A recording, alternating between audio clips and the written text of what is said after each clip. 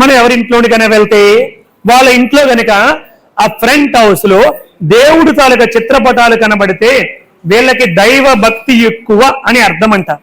అలా కాకుండా వాళ్ళ ఇంట్లో అక్కడ రాజకీయ నాయకుల చిత్రపటాలు కనబడితే వీళ్ళకి రాజకీయాలంటే బాగా పిచ్చి అని అర్థం అంట.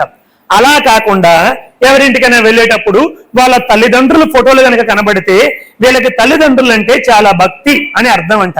అలా కాకుండా మనం ఎవరింటికైనా వెళ్తే భర్త మీద భార్య చెయ్యి వేసుకోవడము, భార్య మీద భర్త చెయ్యి వేసుకొని ఫోటోలు తీసుకుని మన ఇంటి ముందు పెడతారు. చాలా మంది చూస్తూ ఉంటాం అన్నమాట, టీవీల మీద షోకేసుల మీద పెడతారు కదా.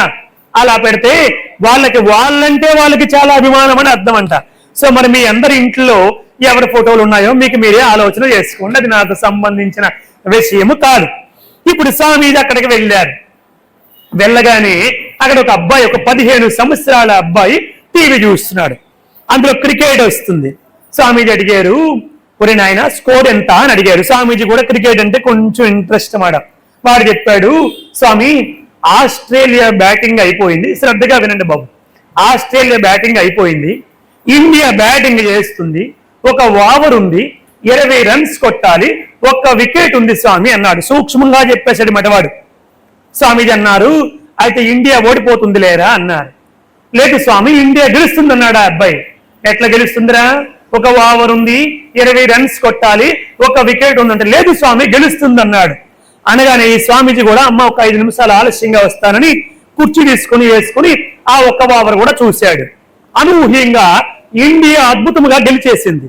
అడిగాడు, ఒరే నువ్వు ఇంత చిన్న పిల్లవాడివి కదా, నీకు ఎలా తెలిసిందిరా ఇండియా గెలుస్తుందని అంత ఖచ్చితంగా ఎలా చెప్తావంటే, ఏమీ లేదు స్వామి ఈ మ్యాచ్ ఆల్రెడీ అయిపోయిన మ్యాచ్ స్వామి అన్నాడు వాడు.